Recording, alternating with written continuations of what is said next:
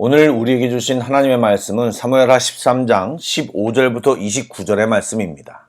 구약성경 482쪽입니다. 사무엘하 13장 15절부터 29절까지의 말씀을 드라마 바이블로 낭독합니다. 그리하고 암논이 그를 심히 미워하니 이제 미워하는 미움이 전에 사랑하던 사랑보다 더한지라. 암논이 그에게 이르되 일어나 가라. 옳지 아니하다. 나를 쫓아보내는 이 큰 악은 아까 내게 행한 그 악보다 더하다.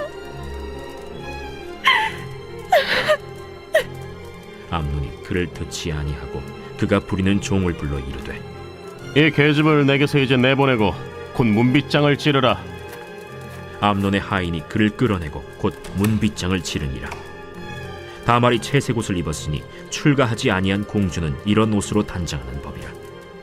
다말이 재를 자기의 머리에 덮어쓰고 그의 채색 옷을 찢고 손을 머리 위에 얹고 가서 크게 울부짖으니라. 그의 오라버니 압살롬이 그에게 이르되 내 오라버니 암논이 너와 함께 있었느냐? 그러나 그는 내 오라버니. 누이야, 지금은 잠잠히 있고 이것으로 말미암아 근심하지 말라. 이에 다말이 그의 오라버니 압살롬의 집에 있어 처량하게 지내니라. 다윗 왕이 이 모든 일을 듣고 심히 노하니라. 압살롬은 암논이 그의 누이 다말을 욕되게 하였으므로 그를 미워하여 암논에 대하여 잘잘못을 압살롬이 말하지 아니하니라. 만 2년 후에 에브라임 곁 바알 하솔에서 압살롬이 양털을 깎는 일이 있음에 압살롬이 왕의 모든 아들을 청하고 압살롬이 왕께 나아가 말하되 이제 종에게 양털 깎는 일이 있사오니 청하건대 왕은 신하들을 데리시고 당신의 종과 함께 가사이다. 아니라 내 아들아, 이제 우리가 다 갈 것 없다. 내가 누를 끼칠까 하노라. 압살롬이 그에게 간청하였으나 그가 가지 아니하고 그에게 복을 비는지라. 압살롬이 이르되 그렇게 하지 아니하시려거든 청하건대 내 형 암논이 우리와 함께 가게 하옵소서. 그가 너와 함께 갈 것이 무엇이냐? 압살롬이 간청하매 왕이 암논과 왕의 모든 아들을 그와 함께 그에게 보내니라. 압살롬이 이미 그의 종들에게 명령하여 이르기를 너희는 이제 암논의 마음이 술로 즐거워할 때를 자세히 보다가 내가 너희에게 암논을 칠하거든 그를 죽이라. 두려워하지 말라. 내가 너희에게 명령한 것이 아니냐. 너희는 담대히 용기를 내라. 압살롬의 종들이 압살롬의 명령대로 암논에게 행하매 왕의 모든 아들들이 일어나 각기 노새를 타고 도망하니라. 평안히 주무셨습니까? 주의 은혜와 평강이 오늘 새벽 예배에 함께 하신 모든 분들께 함께 하시길 축복합니다. 아울러 20주년 기념 예배가 며칠 안 남았는데 은혜롭고 복된 시간이 되도록 기도로 함께 준비해 주시길 부탁드립니다. 말씀을 나누겠습니다. 다윗의 맏아들이었던 암논은 사악한 계략으로 이복 여동생 다말을 강간한 후에 태도가 바뀌어 그녀를 심하게 미워했습니다. 그리고 다말을 방 안에서 내쫓아 버렸습니다. 당시 문화에서 여인이 이런 식으로 버림받으면 제대로 삶을 영위할 수 없었기에 다말은 자신을 그렇게 내쫓지 말아달라고 부탁을 했지만 암논은 사람을 시켜 그녀를 끌어내고 문빗장을 지르기까지 했습니다. 이에 다말은 죄를 뒤집어 쓰고 옷을 찢으며 울부짖었습니다. 그녀는 이제 평생 억울함과 상처를 짊어지고 살아야 하는 비참한 신사가 되었고 그 아픈 마음으로 오라버니 압살롬의 집에서 처량하게 지내게 되었습니다. 이것이 죄의 결과입니다. 죄는 반드시 상처와 고통을 주고 흔적을 남기게 되어 있습니다. 다말은 암논의 이복 누이이지만 가족이었습니다. 그런데 암논에게는 다말이 그저 욕구를 푸는 대상이었습니다. 다말을 범하기 전에는 사랑인 줄 알았고 그렇게 포장했는데 실제 그 감정은 자신과 다른 사람들을 향한 속임수였고 변명이었습니다. 다말도 언급했지만 강간 역시 커다란 죄악이지만 그녀를 버린 것은 더 큰 죄악이었습니다. 하나님은 사람을 도구로 전락시키고 다른 사람을 통해 자기의 이기적인 욕망을 충족시키는 행위를 미워하십니다. 성경은 약자를 업신여기는 행위에 대하여 그를 창조하신 하나님을 업신여기는 것이라고 말씀하였습니다. 그러나 사람들은 생각보다 너무 쉽게 자신의 이기적인 욕망을 채우려고 다른 사람들을 무자비하게 대하거나 죄악을 범하는지 모릅니다. 요즘 유행하는 학교폭력, 외국인 노동자에 대한 차별과 노동력 착취, 또 인도네시아 땅에 살면서 함께 사는 인도네시아 사람들을 무시하고 함부로 대하는 것 모두 이웃을 사랑하라고 하신 주님의 명령에 100% 반하는 것들입니다. 이기적인 욕망을 내려놓고 주님의 명령을 묵상하며 삶의 태도를 바꾸고 순종하여 어두워진 세상에 빛을 비추는 우리 모두가 되기를 축복합니다. 아멘. 또한 암논이 범한 죄악을 살펴보면 아버지 다윗과 비슷한 죄를 지었습니다. 그러나 암논의 행동을 지켜보면 다윗과 전혀 다른 길을 걷고 있음을 알 수 있습니다. 그는 회개하지 않았습니다. 책임도 전혀 지지 않고 외면하고 무시했습니다. 대수롭지 않게 생각했습니다. 그런 행동은 압살롬에게 살해를 당함으로 심판을 받게 되었습니다. 하나님은 고통당하는 약자를 동정하시고 그들의 부르짖음에 귀를 기울이십니다. 이 과정에서 다윗의 역할이 굉장히 아쉽습니다. 성경은 다윗이 이 모든 일에 대하여 듣고 심히 노했다고 적고 있지만 어떤 조치를 취했는지에 대해서 아무 말도 하지 않고 있습니다. 암논을 데려다가 혼을 내거나 징계를 하지도 않았고 다말을 위로하거나 배려하는 행동이 전혀 보이지 않았습니다. 다윗은 아버지로서 마땅히 해야 할 행동을 전혀 하지 않았습니다. 얼마 전 자기도 비슷한 행동을 했었기에 징계할 위신이 서지 않았기 때문일까요? 학자들은 다른 여러 가지 자료를 통해 장남이자 왕위 계승자에 대한 다윗의 너그러움 때문이라고 생각하기도 합니다. 개인의 죄에 대해 잘 회개했던 다윗은 공동체 안에서 범한 죄에 대해서는 잘 처신하지 못했습니다. 죄는 개인뿐만 아니라 공동체를 무너뜨리는 속성이 있는 것을 간과해서는 안 됩니다. 죄에 대한 올바른 처리는 언제나 회개이며 회개하지 않는 자에게는 공동체 구성원의 권리를 박탈할 수도 있어야 합니다. 죄를 올바르게 처리하지 않으면 또 다른 죄가 시작되는 것이 개인이든 공동체이든 죄의 원리인 것입니다. 압살롬을 주목해 보시기 바랍니다. 그는 다말과 이복 형제 암논 사이에 있었던 진상을 다 파악했습니다. 그러나 그 일에 대해 암논에게 일절 언급하지 않았습니다. 마음속 한구석에 미움을 심고 복수심을 키웠습니다. 그리고 때를 기다렸습니다. 이에 암논의 죄로 시작된 것이 이제 형제 사이를 갈라놓았습니다. 이것이 죄의 본질입니다. 그래서 죄를 미워하고 죄와 타협하지 않고 피 흘리기까지 싸워야 한다고 말하는 것이 바로 이런 이유에서입니다. 그러나 2년이 지난 어느 날 압살롬은 양털 깎는 행사가 있음을 알리고 왕자들을 초대하였습니다. 2년 정도면 어느 정도 지난 일들을 잊었을 때가 되었기에 의심을 피하기 위한 압살롬의 치밀한 계획이었던 것입니다. 그리고 마음속에 품었던 미움과 복수심은 단순히 망신이나 창피를 주는 정도가 아니라 살인까지 계획할 정도로 자라나 있었습니다. 여러분, 잠언에 무엇보다 지켜야 할 것이 우리 마음이라고 했는데 압살롬은 그 마음밭에 말씀이 아닌 미움과 복수심과 죄악을 심었고 그것이 이제 열매로 드러난 것입니다. 또한 충분히 상상이 가능한 것은 압살롬은 누이 다말의 복수를 빌미로 왕위 계승에 있어서 가장 큰 라이벌인 암논을 제거할 수 있는 명분을 갖고 행동하였다는 생각입니다. 만약 다윗이 이 일로 압살롬을 심하게 징계한다면 암논을 징계하지 않았던 다윗의 불공평함도 드러나기 때문에 압살롬의 행동은 복수도 하고 정적 제거도 해버린 고도의 정치적인 술수라고 생각할 수도 있습니다. 그러나 똑똑한 압살롬이 간과한 것이 있습니다. 그 행동은 어리석은 실수이고 패착이라고 할 수 있는 것이 그가 하나님을 의식하지 못했다는 것입니다. 압살롬은 모든 것을 지켜보시는 하나님, 공의로우시며 그 행위대로 갚으시는 하나님을 잊고 그냥 모든 것을 자기 머리로만 처리한 것입니다. 하나님의 공의를 믿었다면 자신이 복수하기보다 하나님 손에 맡겼어야 했고, 압살롬이 왕위를 노렸다면 아버지 다윗처럼 하나님께 나아가 그 앞에 머물기를 노력했어야 했는데 오히려 그의 행동은 하나님을 멸시한 행동이 되었습니다. 왜요? 이스라엘 왕은 오직 하나님께 기름 부음 받고 인정받는 자가 될 수 있는 자리이기 때문입니다. 사랑하는 여러분, 욕심은 죄를 낳고 죄는 사망을 낳습니다. 또한 정욕은 하나님을 두려워하지 않는 마음에서 자라납니다. 우리가 완벽하게 거룩한 삶을 살 수 없어도 하나님이 돌이킬 수 있는 기회를 주실 때 그것을 바로잡아야 합니다. 말씀과 기도로 성령 충만하여 하나님을 진정으로 경외할 때, 또 하나님께 나아가는 것을 쉬지 않을 때 우리는 정욕에 지배당하거나 휘둘리지 않고 하나님이 베푸시는 선한 기회들을 발견하며 붙들 수 있는 것입니다.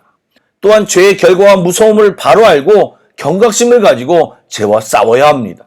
또한 항상 죄악의 도화선이 되는 감정을 잘 다스릴 수 있도록 노력해야 하며, 악한 감정이 들면 바로 주님 앞에 나아가 엎드려야 하는 것입니다. 또 죄를 지었을 때는 철저한 회개를 통해 우리에게서 죄를 끊어내야 합니다. 쉽지 않은 싸움이지만 그것이 우리가 사는 길입니다. 사랑하는 여러분, 축복합니다. 아멘. 기도하겠습니다. 좋으신 하나님, 주의 손으로 우리를 붙들어 주시옵소서. 늘 쉽게 넘어지고 타협하기를 좋아하는 저희들에게 죄에 대한 심각성과 그 결과들을 제대로 알게 하시어 말씀처럼 피 흘리기까지 죄와 싸우며 살게 하여 주옵소서. 우리의 힘만으로 버티고 이기기 어렵사오니 성령님 꼭 붙들어 주시고 선한 길로 인도하여 주옵소서. 주님, 저희들이 회개를 싫어하고 잊어버린 세대를 살고 있습니다. 주님 앞에서 철저한 회개로 바로 설 수 있도록 성령님, 우리 구석구석을 조명하여 주시고 주님 앞에 무릎 꿇게 하여 주옵소서. 그렇게 하실 주님을 믿고 기대하며 예수님의 이름으로 기도드립니다. 아멘. 계속해서 찬양곡을 묵상하시고 합심기도와 개인기도로 나아가겠습니다.